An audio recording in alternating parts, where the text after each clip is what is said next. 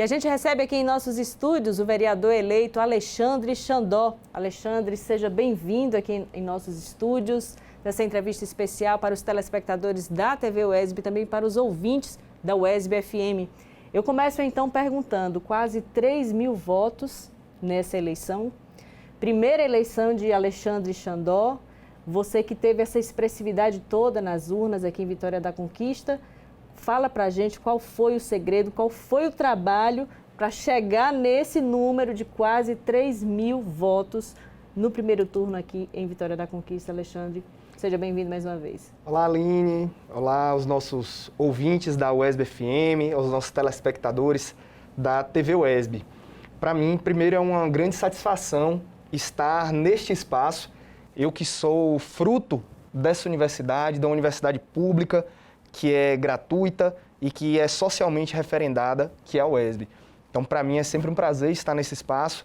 Eu que fiz Direito na UESB, fiz o meu mestrado aqui na UESB, em Memória, Linguagem e Sociedade, que estou fazendo doutorado aqui na UESB, fui servidor, coordenador do Centro de Referência em Direitos Humanos da UESB, fui um dos locutores, até agora, né, com o afastamento em decorrência da legislação eleitoral, mas do programa Estúdio Popular, nas ondas da UESB FM, que é do edital UESB Comunidade. Então aqui eu me sinto em casa. Então, primeiro, agradecer por este convite e para mim é uma grande satisfação estar aqui com vocês. E pegando esse gancho, né, esses 3 mil votos, quase 3 mil votos, 2.932 votos, de uma pessoa que nunca tinha sido testada nas urnas. Eu acho que esse é algo que a gente já pode começar a fazer um balanço, porque eu já fui testado nas urnas. Em quais urnas? Nas urnas do Centro Acadêmico Rui Medeiros, aqui de Direito da UESB, nas urnas do DCE da UESB, nas urnas da OAB, que as nossas gestões foram gestões vitoriosas, apesar de eu não ser da diretoria, mas assumi cargos na OAB como presidente e como vice-presidente da Comissão de Direitos Humanos da OAB. Então, nós já viemos de toda uma trajetória do movimento social, do movimento estudantil, da luta por moradia, da luta por reforma agrária, da cultura. Alguns e algumas se lembram, nos primórdios ali da Chopada de Medicina da UESB, eu era integrante ali do grupo Samba de Mesa, então já puxei trio elétrico para mais de 10 mil pessoas em eventos aqui da cidade, né? Então também faço parte do Movimento Cultural Consciência Negra, que é um grupo de capoeira. Então nós temos uma série de inserções na cidade com setores que são marginalizados da sociedade. Então a nossa candidatura, ela não foi a única com esse perfil, tivemos outras, né? Mas a nossa candidatura ela conseguiu expressar esse perfil do movimento social e da voz das ruas. Então, acho que o resultado dessa votação foi o resultado de uma geração que passou a reocupar as ruas, essencialmente a partir de 2013. Então, nós tivemos ali junho de 2013, tivemos as eleições muito polarizadas em 2014, a luta contra o golpe em 2015 e 2016, ocupação das escolas e universidades em 2016, luta contra os cortes da educação em 2019, e eu sempre estive nesses lugares.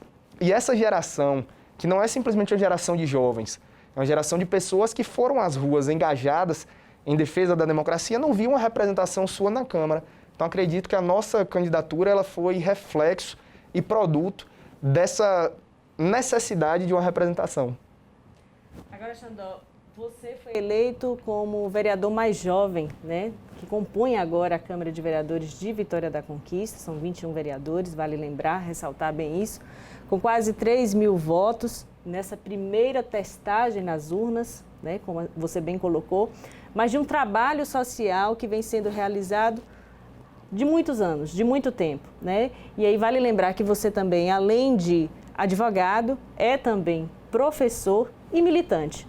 E o partido pelo qual você atua, que é o Partido dos Trabalhadores, sempre levantou diversas bandeiras. E aí eu estou falando da bandeira do socialismo, da bandeira do Bolsa Família, da bandeira do Minha Casa Minha Vida, e que defende todas essas questões sociais. E você sempre lutou por tudo isso, né? Embora não no pleito eleitoral, mas também por detrás de todo esse cenário você sempre atuou. Então, isso, nesse momento, veio também te ajudar, porque essas pessoas que você vem trabalhando ao longo desses anos conseguiram enxergar nas urnas que você seria a pessoa mais capaz para representá-los nesse momento.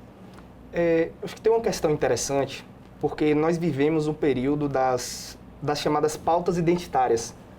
Então, qual foi a manifestação que sacudiu o mundo em meio a uma pandemia? Foi o do Vidas Negras Importam. Então, isso foi destaque a nível mundial. Teve inserção, inclusive, na Fórmula 1, um dos esportes mais elitizados do mundo. Teve inserção direta. Então, vejam, essa foi uma pauta identitária, certo? E, por exemplo, eu não sou negro. Eu sou um homem cis, branco, heterossexual, classe média e jovem. Esse é o meu perfil, certo? Eu não tento, porque eu tenho cabelo rastafari, tenho dreads, eu não vou dizer que eu sou negro. Não, eu sou pessoa branca, que vem de uma classe média, que meus pais, sou filho de uma mãe que é técnica agropecuária, que foi professora, filho de um professor que é veterinário. Então, aquela classe média que batalha para a sua subsistência, né? Mas venho de uma geração, de uma família que me deu condições de estudar, inclusive de alcançar uma universidade pública. Mas, apesar de ter esse perfil, nós atuamos em defesa de todas essas bandeiras. Então, por exemplo, eu tive uma votação expressiva do público LGBT, uma votação muito expressiva. E eu ouvia isso muito, né, do público LGBT falando: Xandó, você nos representa. Mas por que eu represento um público LGBT? Porque eu defendo o público LGBT mesmo não sendo LGBT. E esse defende não é simplesmente com palavras. Nós temos um histórico de atuação, de construção das paradas LGBT, de defesa, inclusive, em delegacias, de assessoria jurídica para pessoas que foram vítimas de LGBTfobia, né? Então, são pequenos trabalhos como esses que a gente vai fazendo de bastidores que, por vezes, não aparecem nos holofotes. Então, nós temos atuação com o movimento LGBT, temos atuação com o movimento negro nas suas diversas multiplicidades. Então, desde os grupos de capoeira, as religiões de matriz africana, né? Então, nós tivemos também um grande apoio da comunidade de Umbanda, de Candomblé, né? Defesa, inclusive, das baianas de Acarajé. Então, a gente tem essa em defesa das cotas, dos estudantes cotistas. Então, veja, as multiplicidades do movimento negro. Eu sou um homem branco, mas, apesar disso, sou um homem branco antirracista e que contribui com o movimento negro. Eu estou aqui com a minha camisa. Sim. Respeita as minas, né? Então, muitas mulheres falam: Xandó, eu me sinto representado na sua candidatura, né? Gostaria, às vezes, de estar votando em uma mulher, mas percebo que a sua candidatura, além de defender os direitos das mulheres, defende outras bandeiras. Então, essa atuação nossa, né, junto a todas essas pautas identitárias, ela fez com que diversos segmentos abraçassem a nossa candidatura. Então, e vale ressaltar também, Xandó, só te interrompendo, a bandeira da moradia, porque você também milita muito com essa galera aí que precisa realmente, esse público que ficou muito tempo desassistido por falta de uma moradia digna, e você também abraça essa causa. Isso. Na verdade, eu iniciei muito da minha militância também no movimento estudantil, junto com a luta em defesa da reforma agrária, em assentamentos do MST, Movimento dos Trabalhadores Rurais Sem Terra, em assentamentos do MTD. Então, eu também já tinha uma atuação com o nosso grande amigo, professor Cláudio Carvalho, né? Então, essa atuação também em defesa da reforma agrária, e também passamos a atuar em defesa na luta por moradia, essencialmente a partir das ocupações urbanas aqui em Conquista. Então, teve um episódio, uma tragédia, né, um episódio trágico que tivemos em nossa cidade em 2017, quando a prefeitura fez a reintegração de posse das áreas, em 3 áreas, né, no Casulo, na Cidade Maravilhosa e na Nova Cidade. E eu fui um dos advogados que acompanhou essas famílias também. Então, são pessoas que acreditaram na nossa candidatura, não porque eu prometi terreno, sabe? A gente sempre deixou isso muito claro para as pessoas. Olha, não estou aqui dizendo que se eu for eleito, vocês vão ter casa. Não estou dizendo aqui que se eu for eleito, vocês vão passar a ser proprietários desse terreno. Não. Porque quem define isso é o executivo, não é o legislativo.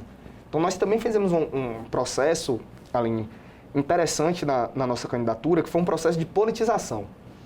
Então, eu passava nas comunidades e dizia para as pessoas: gente, eu não vou prometer nada para vocês. As pessoas falavam: ué, como é que um candidato vem aqui e não vai prometer nada? Por que eu vou votar num candidato que não me promete nada? Eu ia explicar para as pessoas: eu não prometo por quê? Por que eu não prometo que eu vou asfaltar essa rua? Porque eu não tenho uma usina de asfalto, eu não tenho uma loja de material de construção. E quem pode fazer isso é o prefeito, é o executivo. O legislativo, o vereador, ele pode propor, ele pode indicar, ele pode fiscalizar uma obra e até destinar uma emenda. Só que quem executa é o prefeito. porque nós vimos, inclusive, nessa gestão, várias emendas que foram destinadas por vereadores da oposição, mas que o atual prefeito não executou. Então, eu sempre falava isso para as pessoas, eu não venho aqui prometer nada. E eu acredito que esse também foi um dos êxitos da nossa candidatura, porque foi uma candidatura onde nós apontamos para a população qual é o papel do vereador. O papel do vereador, conscientização política, né? Na nossa perspectiva, o papel do vereador é de fortalecer essas lutas coletivas. Então, sempre o que nós colocamos foi o nosso compromisso de estar lado a lado com essas comunidades para buscar os seus direitos. Xandó, vamos falar sobre campanha. A sua campanha se destacou muito nas redes sociais. E a gente sabe que esse ano de pandemia, todo o cenário típico de eleições, ele foi alterado, modificado por conta dessa pandemia que a gente está vivendo. Mas as redes sociais, realmente, elas foram assim, o canal, né? Para que as pessoas pudessem apresentar suas propostas, discutir durante as lives os seus projetos. E você soube utilizar muito bem essa ferramenta das redes sociais. Conta pra gente como é que foi essa experiência e como que está sendo também, você que já tem hoje aí quase 10 mil seguidores. Bom, então primeiro, para quem ainda não nos segue, siga o Rasta, né? Então siga o Rasta. Nós estamos no Instagram, Alexandre Xandó, no Facebook também Alexandre Xandó, Twitter e canal no YouTube. É uma coisa também da minha geração. É uma geração que cresceu com as redes sociais, eu sempre gostei muito. Desde a época do Orkut, eu tinha 2 perfis no Orkut, então já era famosinho da época do Orkut, né? E no Facebook também, tal como eu tocava em banda, então era algo que a gente sempre trabalhava, era rede social. E a partir do momento em que nós apontamos a possibilidade de lançar essa candidatura, que não foi algo premeditado lá atrás, né? Porque muita gente sempre falava bem assim, Xandó fica fazendo essas coisas aí porque ele quer ser candidato. E não era uma pretensão, sabe? Nós fazemos porque acreditamos. Fazemos porque acreditamos. Mas a partir do momento que apontamos a perspectiva da candidatura, nós começamos a intencionalizar. Começamos a compreender melhor o funcionamento das redes sociais. Então a gente sabe que eu não posso estar fazendo uma postagem em qualquer horário. Eu tenho que entender qual é o melhor horário para poder fazer uma postagem. Eu preciso entender qual é a persona, ou seja, qual é o público que me segue. Então, se eu sei que um determinado público me segue em uma determinada rede, eu tenho que trabalhar com uma determinada linguagem. Eu não vou produzir os mesmos conteúdos para todas as redes sociais. Então, isso é a parte mais técnica da rede social. Só que eu costumo dizer que, mais do que a parte técnica, é a questão política. Muita gente me pergunta, Xandó, quem foram os seus marqueteiros? Você pagou quanto para esse pessoal? E a minha resposta é, olha, acho que não vou te responder o que você queria, mas a minha rede social ela foi feita de forma voluntária, por militantes do Levante Popular da Juventude. Foi o Levante Popular da Juventude, o movimento social do qual fiz parte, foi um dos fundadores, que fez a minha rede social. Por quê? Porque essa comunicação, ela não funciona sem a política. Porque se a nossa candidatura ela expressa um projeto de sociedade, que é o Projeto Popular para o Brasil, essa candidatura, a comunicação ela só faz sentido se tiver a política na cabeça. Então, o que a gente produziu de conteúdo foi o que nós já fazemos, é o que nós defendemos. Então, essa foi eu acredito que a chave, né, a chave da nossa comunicação. E eu percebo que muitos candidatos tentam, né, criar assim, de última hora, né, chegar e fazer uma rede social dar certo, comprar seguidores. Isso não adianta, gente. Porque o que diferencia a rede social é o engajamento. O engajamento é a forma como as pessoas se relacionam. Então, a minha rede social é uma rede social que você vai chegar lá, vai ligar de manhã cedo, e eu vou estar lá fazendo faxina na casa, vou estar brincando, vou estar com minha namorada, vou estar no carnaval com minhas fantasias, né? Que inclusive agora estão explorando muito, pegando fotos minhas de carnaval, de fantasia mesmo, fantasia de fadinha, de fantasia de Superman, e as pessoas atuando de forma pejorativa, olha esse vereador e tal. Mas se esse sou eu não quis, em momento nenhum, a gente não tirou nada da nossa rede social. Por quê? Porque se eu começo a mentir ou omitir quem sou eu para ganhar uma eleição, lá adiante minha máscara cai. Então nós fizemos o que somos, nós chegamos até aqui, as pessoas nos deram esse voto de confiança por ver essa transparência. Agora, Xandó, essa eleição também tem sido marcada pela disseminação das fake news, ou seja, as notícias falsas. Você, inclusive, esta semana tem sido alvo nas redes sociais, inclusive, com postagens de vídeos sendo manipulados, editados. Eu queria que você falasse um pouquinho sobre isso, porque essa é a parte ruim da grande festa da nossa democracia, que são as eleições, que é o voto, o direito ao voto, a cidadania, exercer esse direito, mas que, diante de tudo isso, existe esse cenário ruim, que são as fake news, a disseminação dessas notícias falsas, e você tem sido alvo dessas notícias falsas. Eu gostaria que você comentasse e falasse um pouquinho para a gente sobre essa situação nesse momento. Bom, no primeiro turno, como você tem uma pulverização entre as candidaturas proporcionais, ou seja, os candidatos a vereadores e muitos candidatos a prefeito, isso acabou se concentrando mais nos dois candidatos com mais força, que foi o candidato Wesley e o candidato José Raimundo. Então, no primeiro turno, acabou se concentrando neles. O que nós vimos um pouco no primeiro turno ainda foi uma perspectiva ali de um pouco de política de ódio. Então, eu sentia isso às vezes quando tinha uma postagem nossa, e aí vinha uma série de ataques. Mas ainda não era como nós vimos a partir do dia 15 de novembro. Depois do dia 15 de novembro, houve um giro comunicacional, e que para mim isso não é algo espontâneo, não é algo que aconteceu do nada.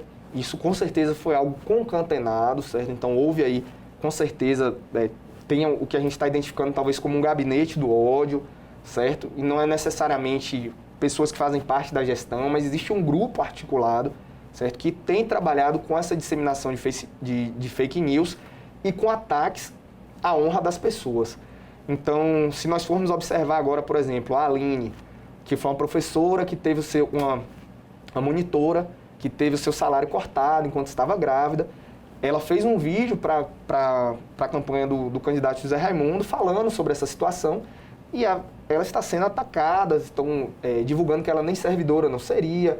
Então a gente percebe que está sendo feito isso de forma, inclusive, a intimidar as pessoas para que elas não se manifestem. Hoje, por exemplo, eu recebi uma ligação de um determinado agrupamento que as pessoas falaram: nós iríamos soltar uma carta aberta sobre um determinado tema e não vamos soltar mais porque estamos com medo. E a gente queria conversar com você. Então, veja, esse tipo de ação, ela não é simplesmente algo engraçado, algo que nós acreditamos que não vai ter reflexo. Ele tem reflexo, sim, que é de amedrontar as pessoas, de causar medo. E no meu caso, eu tenho sido vítima, essencialmente, a partir de uma denúncia que nós fizemos. Então, eu fui ao bairro Bruno Bacelar, que é um bairro a qual nós tivemos votação, e eu fui agradecer esses votos às pessoas, e a turma foi e falou: Xandó, filma aqui a rua para você mostrar, é uma rua que corre esgoto a céu aberto, muito lixo. As pessoas falaram: filma aí e bota na sua rede. Fiz esse vídeo. No dia seguinte, a gestão mandou as máquinas arrumar a rua que não tinha sido arrumada durante os 4 anos. A turma me ligou, eu corri e peguei no flagra as máquinas trabalhando e fiz um outro vídeo denunciando uma obra eleitoreira, né? Nesse caso ali, que foi, a partir da denúncia nossa, houve o trabalho, eu fiz a denúncia em cima disso. A partir daí, como teve um alcance muito grande, iniciou-se um processo de fake news, de recorte das falas. Então, primeiro apontando, manipulando as informações. Eu sou do Partido dos Trabalhadores e apoio o candidato José Raimundo Fontes. E a minha fala foi manipulada a dar a entender que eu apoiaria o candidato Erzen Guzmão. E isso não foi um vídeo, simplesmente, foram vários vídeos.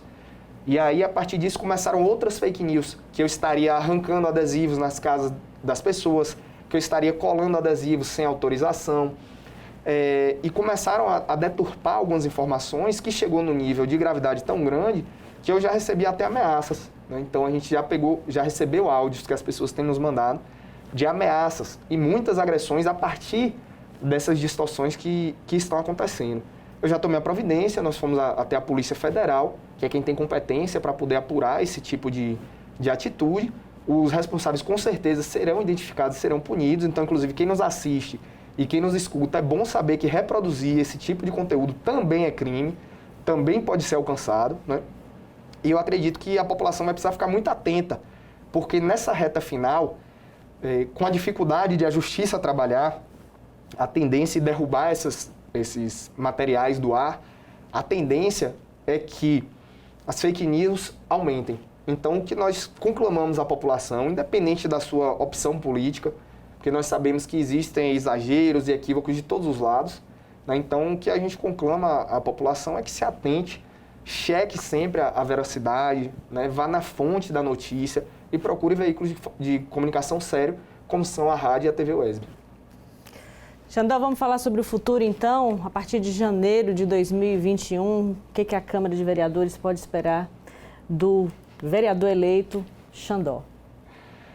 Já vamos ter um choque, né? Porque quando chega um vereador rasta, isso aí já causa um espanto, né? Tem muita gente, eu já ouvi uns bochichos pela rua, a turma falando meio assim, ué, mas ele vai poder ser vereador com aquele cabelo? Acredite, tem pessoas que perguntam porque não sabem mesmo, né? E eu falo, sim, mas eu sou advogado, e me perguntam também, pode ser advogado com esse cabelo? Eu falo, posso, porque não é aqui que sai a petição, né? Sai daqui, né? A petição. Mas, então acho que já vai ter um primeiro choque, que vai ser esse. O nosso mandato, nós temos, o nosso slogan foi a força da juventude para renovar a política. E nós compreendemos que essa renovação política, ela não perpassa simplesmente pela eleição de Xandó.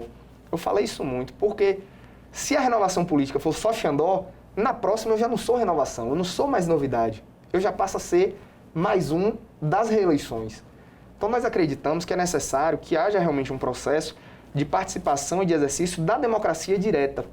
Porque no nosso sistema político, o que prevalece é a democracia indireta. Então a pessoa vota no representante e o representante vai para lá seguir a sua vida e a gente fica de cá esperando ver os resultados.